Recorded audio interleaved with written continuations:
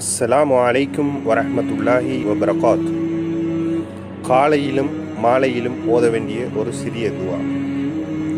காலையிலும் மாலையிலும் படுக்கைக்கு செல்லும் போது நான் என்ன கூற வேண்டும் என அபூபக்கர் ரலியல்லாஹு அன்ஹு அவர்கள் கேட்டார்கள்.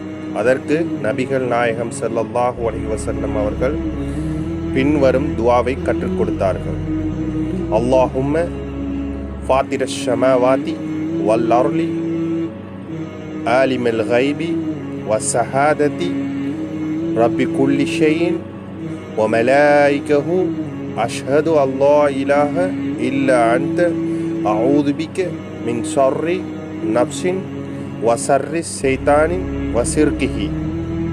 இறைவா, வானங்களையும் பூமிகளையும் படைத்தவனே, மறைவானதையும் வெளிப்படையானதையும் அறிபவனே, அனைத்து பொருட்களின் அதிபதியே, அரசனே, வணக்கத்துக்குரியவன் உன்னை தவிர யாருமில்லை. எனது மன இச்சையின் தீங்கை விட்டும் ஷைத்தானின் தீங்கை விட்டும் உன்னிடமே பாதுகாப்பு தேடுகிறேன். ஆதாரம் அஹ்மத்.